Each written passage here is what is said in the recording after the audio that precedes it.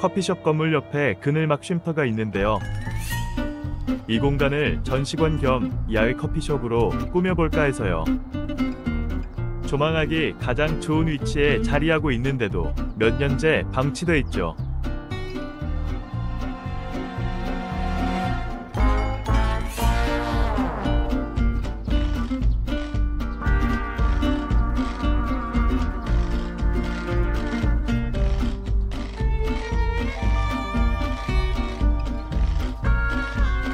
눈높이 정도에서 산이 펼쳐져 있어 시선이 불편하지 않아요. 봄부터 가을까지 매일같이 석양은 걸작을 보여주지요.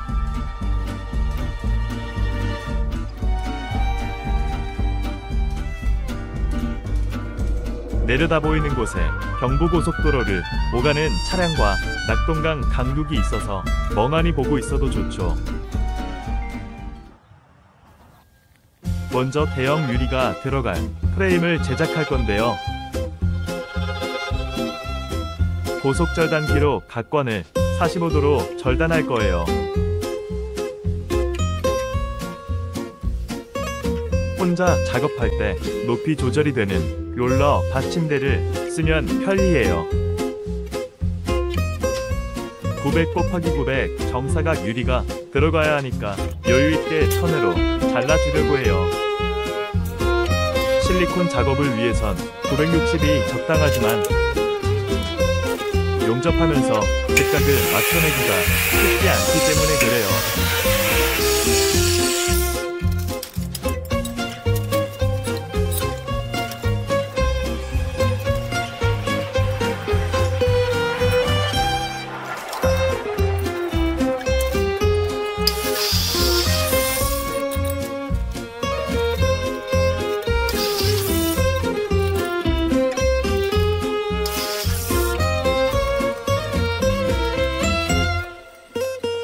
사면 돌아가면서 가접을 두 방씩 때리고요.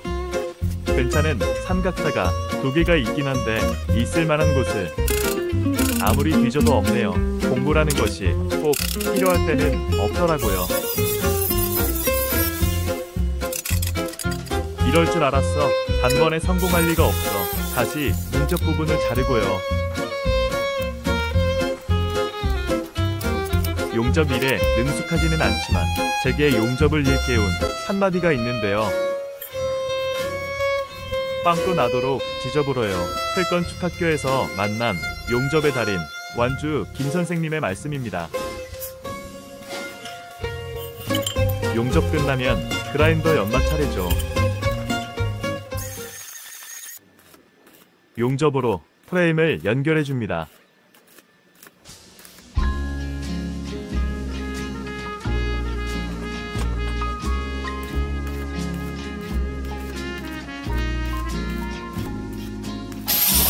용접 부분을 갈아내고요.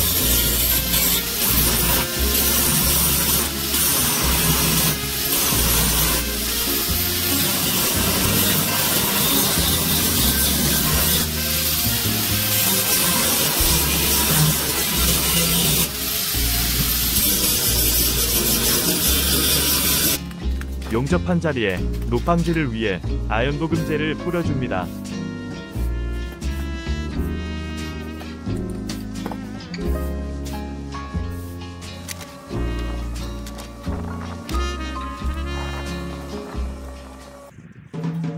장승아, 가건 프레임을 잡아줘. 우선 허리띠부터 매자고.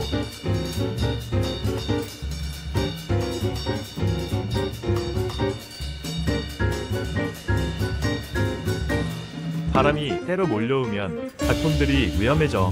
의지할 때는 너뿐이야.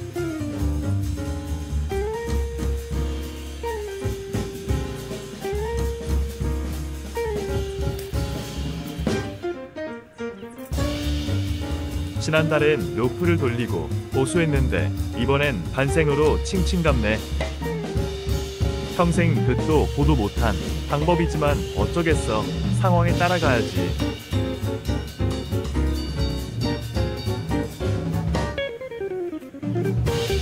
목걸이도 좀 하자. 비록 진주 목걸이가 아니지만 역할은 막중해.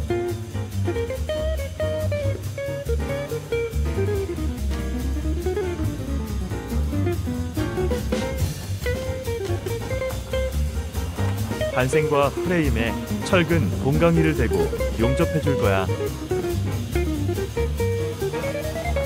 너 오늘 진급시켜 줄게. 어스 인글라스 작품을 지키는 흑장군으로.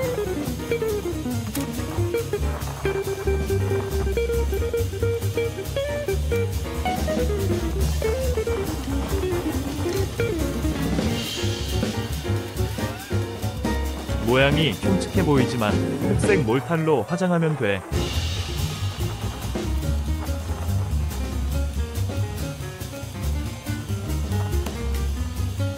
이쪽 기둥도 철근 날개를 달아줘야 해. 마감하면서 같이 붙잡아 줄 수 있게. 뭔 소리가 나긴 나는데 용접면 때문에 감각이 두네.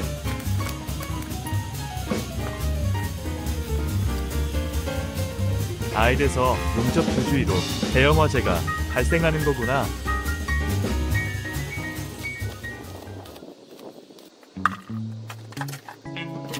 오늘부터 벽돌 교적 작업을 하려고 해요.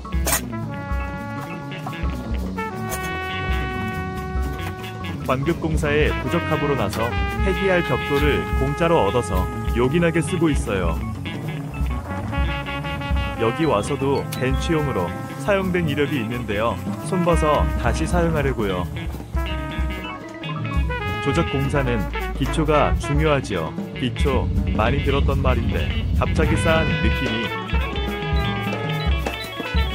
아, 그렇지. 중학교 1학년 수학 시간에 선생님의 말씀이지. 즉석에서 자갈, 을 채취해 바닥을 평평하게 만들어줍니다. 조적할 때 통줄눈만 생기지 않도록 주의하면 더 이상 어려운 건 없죠. 통줄눈은 미건상으로 좋지 않지만 생력에도 취약할 수밖에 없는 구조가 나오겠죠. 가관 프레임을 끼울 만큼 콘크리트 절단날로 자르고 홈을 만들어줍니다. 필건축학교에서 같이 공부한 새 사장이 그라인더는 사고가 많이 나는 공부이니까 각별히 주의해서 다뤄야 하고 바닥에 돌 때는 저렇게 놔둬야 한다고 그랬어요.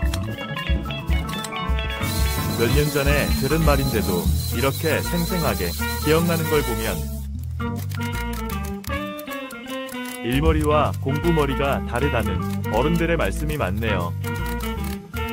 아, 일머리는 이럴 때 쓰는 말이 아닌데.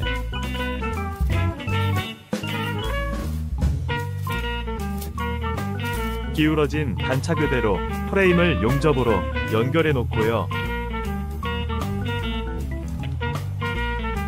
지지해 줄 곳을 찾아 서로 연결하거나 홈을 파내기도 하고요.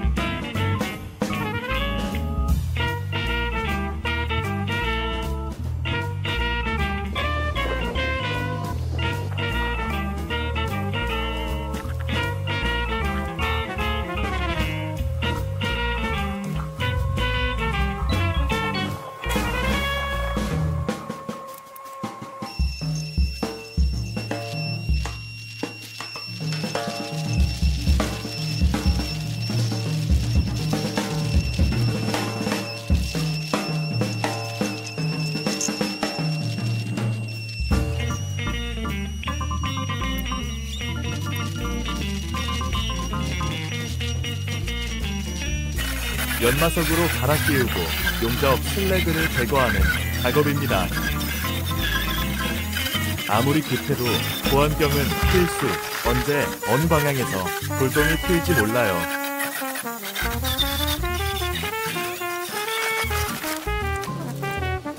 녹에 강한 나연 각관이지만 용접 부분은 나연 보금제를 뿌려줘야죠.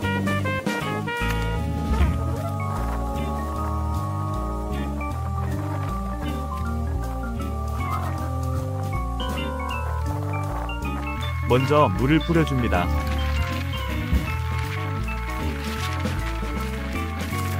황토 몰탈과 시멘트 몰탈을 6대4 정도로 섞어주고요.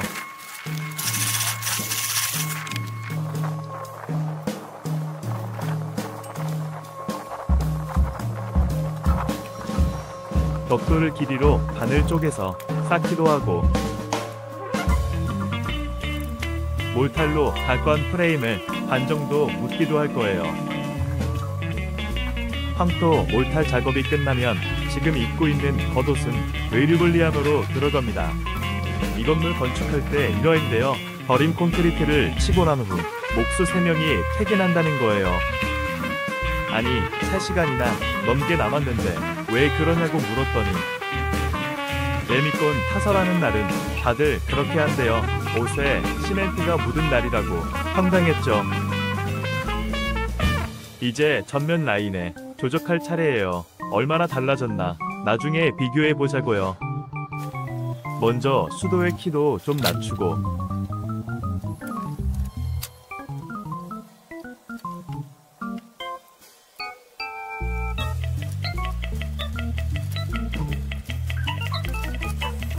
수도와 배수구가 있는 자리라 역시 난코스네요.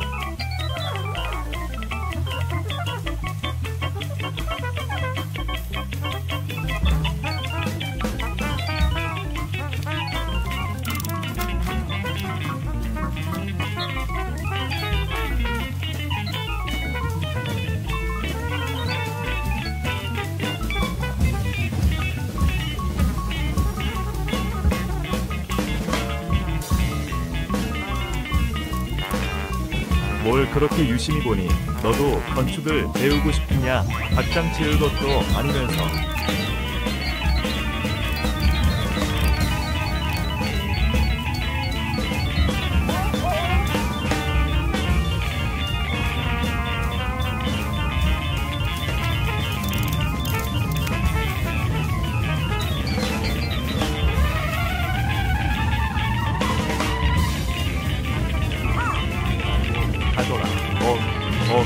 얘가 호랑이를 무서워한다.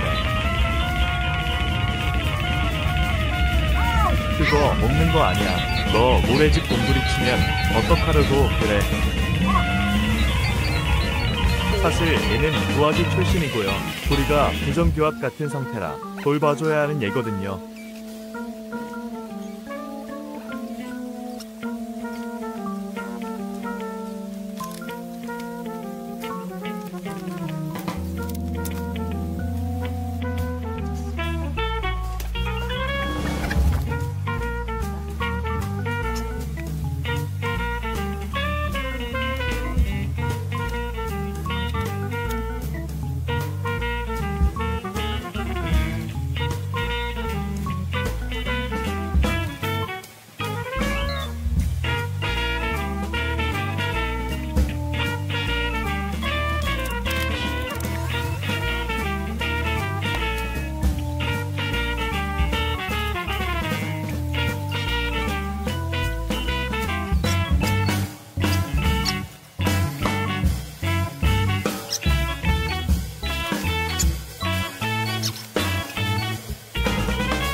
붓으로 몇 차례 쓸어주고요.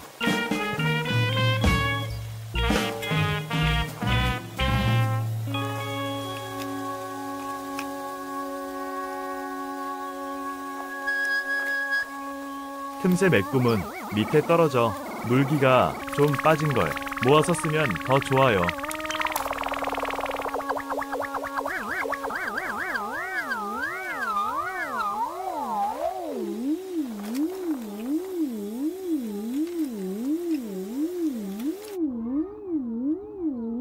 계절마다 화분 몇 개씩 올려놓으면 잘 어울리겠죠?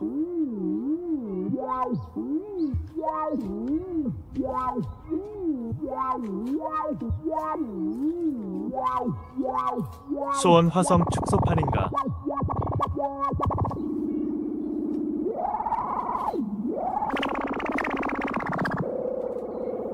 일하는데 급급해서 미처 생각지 못한 대실수. 통줄문 여기에 그림을 그려야겠어요. 계속 눈에 밟힐 것 같아서 아크릴 물감으로 그렸어요.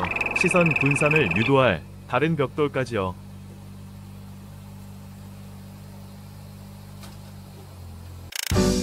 지금 뭐 하는 거냐고요? 벽돌 벽돌을 재사용하려고 실리콘 자국을 제거하는 중이에요. 벽돌 중에 최고의 벽돌은 재활용된 벽돌이라고 생각해요. 내재 에너지가 높은 유럽산 고벽돌을 말하는 건 아니고요. 세상에서 가장 아름다운 벽돌을 바닷가 어느 교수님 댁에서 본 적이 있는데요. 주택을 증축하면서 특별할 것도 없는 기존 벽돌을 하나하나 떼내고 다듬어 다시 사용했다는 거예요. 신품 구입에 3대 이상의 비용을 들이면서까지요.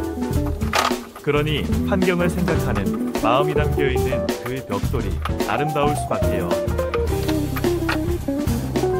강도를 요하지 않는 곳에는 몰탈 대신 실리콘을 이용해 조적할 수도 있어요. 시골에서는 잡다한 일이 하도 많아서 1인 시공에 최적화된 방법을 찾기 마련인데요. 실리콘으로 벽돌 조적을 시도한 것도 그 중에 하나죠.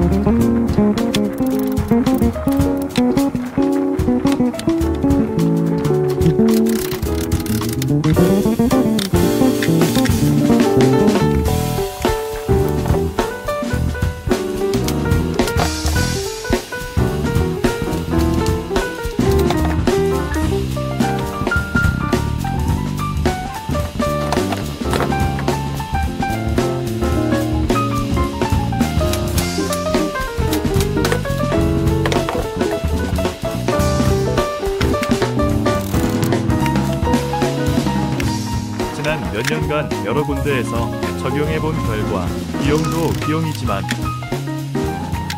작업성을 따지면 시멘트 몰탈과 비교할 수가 없어요. 눈에 보이는 이 작업이 하루 분량이고요. 실리콘 소비는 1,400원 6통. 깔끔해 보이죠?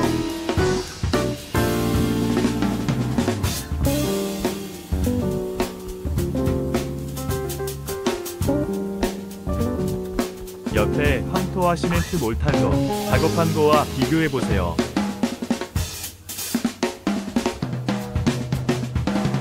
(3년) 전에 작업한 바베큐장인데요. 견고함이 필요한 뒤쪽은 몰탈을 사용했고요.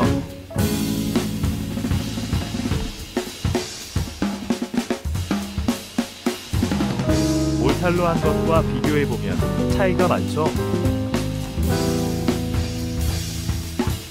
줄눈 작업이 귀찮아서 아직도 지저분한 상태 그대로 남아있네요. 여기는 기둥과 경계에 실리콘이 사용되었는데요. 안쪽에는 가림벽 겸 빈 스크린벽이에요.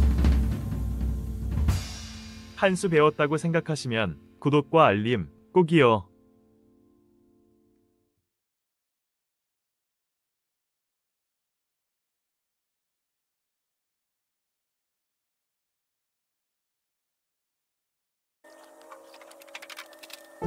데크 목재가 모자라서 간격을 넓게 시공한 바닥도 이참에 손봐야겠어요.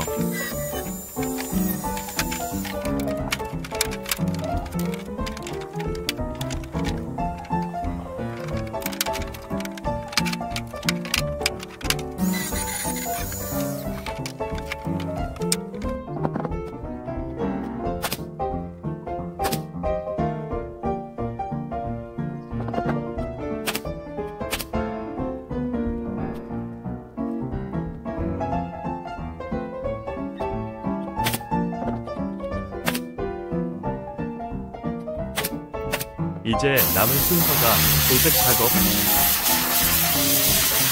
5년 전에 하도 프라이머 건너뛰고 페인트 칠했더니 이 꼴이네요. 이번엔 정석대로 삽입 페인트를 칠하고 흰색도 1차, 2차 다 작업할 거예요.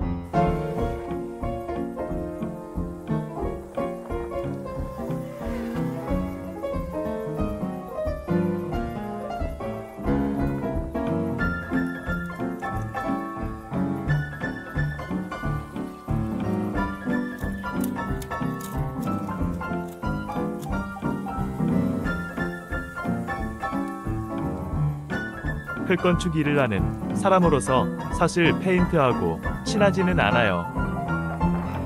어쩔 수 없을 때만 쓰던 재료이기도 하지만 얼룩 없이 깔끔하게 칠할 자신도 없었거든요.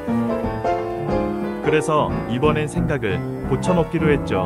칠하지 않는 것보다는 나으면 되는 걸로요. 어차피 불완전한 인간이 완벽함을 추구한다는 자체가 모순이잖아요. 클건축 10년에 얻은 지혜라고 해둘게요. 900 곱하기 900 작품을 설치할 건데요. 실리콘 코킹은 지나치게 깔끔하고 완벽하게 해야겠다는 그런 생각만 아니면 그렇게 어려운 일은 아니죠.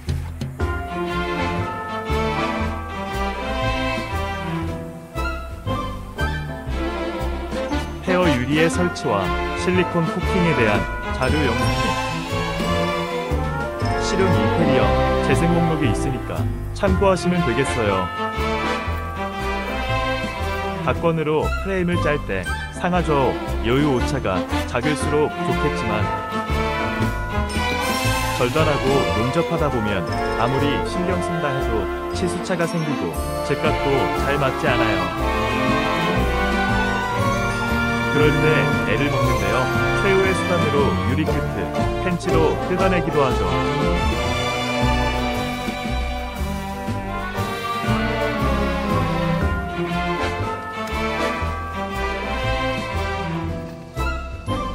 먼저 고무 조각이나 골판지 박스를 잘라 양쪽 바닥에 두고 유리 작품을 조심스럽게 올려놓아요.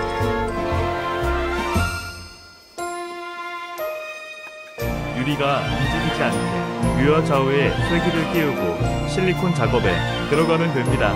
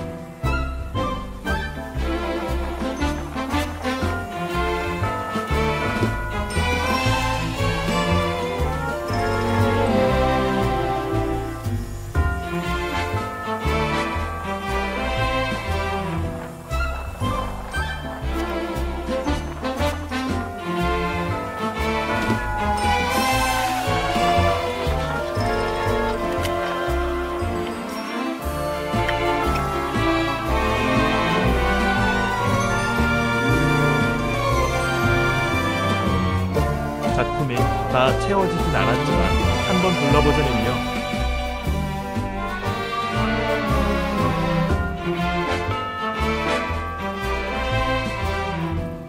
구독자분들은 다 알만한 작품들이죠.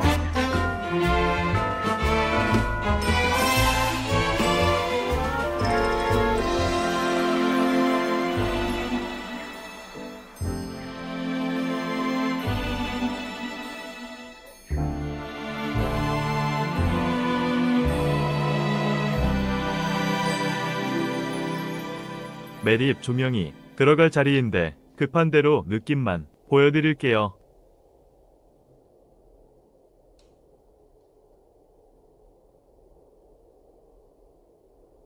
데크 작업을 하기 위해 7년 전 집 지을 때 쓰다 남은 탁관, 탁자 다리, 하우스 폴대 등 자투리는 다 가져와서 연결해 둡니다. 여기서 전설처럼 남아있는 사진 한 장을 공개합니다. 뭐하고 있는 것 같으세요? 시멘트 가루 풀풀 날리는데도 얇은 속비닐 떼내서 분리수거하는 아내의 모습. 철은 자원 순환율이 높은 건축자재라고 한 흙건축 전문가 과정에 강의가 떠오르네요. 수평부터 잡아야 하는 건 상식이고요. 바닥 높낮이 편차가 300mm가 넘고 돌이 깔려있는 바닥이라 여러 복리가 필요하네요. 기둥 하나하나의 치수를 재고 자르고 할 것 없이 단단한 바닥에 각관 토막을 세워 그대로 용접해버립니다. 각관 간의 폭에 맞춰 정확하게 자르고 용접하는 일이 번거로워서 연결발을 아래서 위로 당겨주면서 용접해주기도 하고요.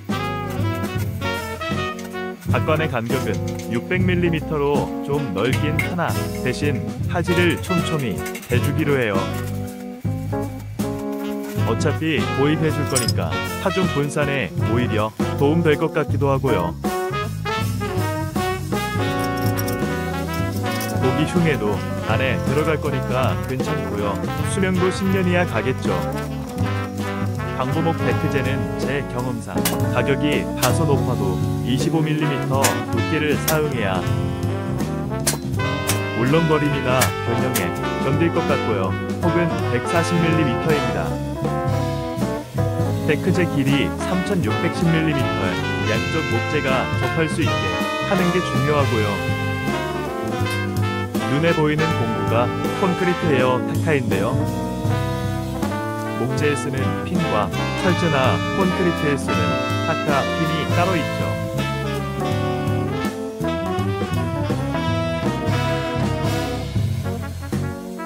오일 스테이는 보통 연한 것부터 시작하지만 흑색으로 결정했어요. 얼마 전 건축답사에서 봤던 카페의 검은 데크가 너무 인상적이었거든요. 오래된 데크라 긁히고 머무든 흔적도 많기도 해서 주저없이 선택했지요. 페인트 가게 주인이 이번은 칠해야 된다 했지만 그럴 생각은 애초부터 없었어요. 검정톤이 달아서 드러나는 나무의 색이 얼마나 볼만한지 몰라서 그래요. 구조목이라면 내구성 때문에 오일 스테인을 칠할 수도 있겠지만 햇빛에 노출되고 눈비 맞아도 몇 년 동안 보수할 일이 없더라고요.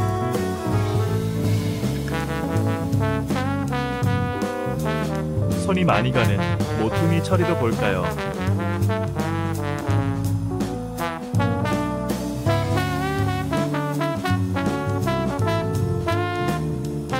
저기 옆에는 내버려뒀어요. 무거운 테이블쇼를 꺼내오자니 그렇고요. 테이블쇼 사용을 극히 자제하고 있어요. 이빨을 드러낸 채 등음과 함께 곧장 달려들 듯한 기세. 싫어요 정말. 허접한 직소가 있어서 장만하지 못한 원형톱이 몹시 아쉬웠어요. 새로 작업한 아랫단까지 칠할 계획이었는데요.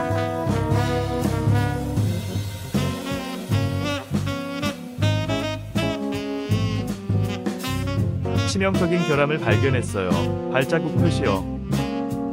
미장 마감을 하거나 특히 칠을 해야 되는 상황이면 마음속으로 늘 완벽함보다는 하지 않는 것보다 좋으면 된다는 식이었는데요. 이건 아니지 아니야. 아니한만 못한 결과일 수도 있어. 이런 시골에서는 여긴 왜 한 줄만 칠했나 하면요. 그건 하나의 말거리죠. 이를테면 대화의 물꼬를 튀기 위한 의문, 허점, 미흡해 보이는 그런 거 말이죠. 그래야 얘기거리가 풍부해지고 친근감까지 들게 하는, 마치 여길 다녀간 어떤 부부가 자기야 자기도 봤지 풀이 감당이 안 돼서 풀밭인지 꽃밭인지 뭔 전원 생활이 좋아도 난 하나도 안 부러워. 이렇게 재미난 말들을 주고받는 것처럼요. 창틀에 턱 대고 바라보면 꽤 괜찮아요. 데크하길 잘한 것 같아요. 일하는 김에 지붕판도 넥산 복층판 골판으로 교체했는데요. 햇살이 뜨거울수록 따닥따닥거리는 소리가 장난이 아니에요.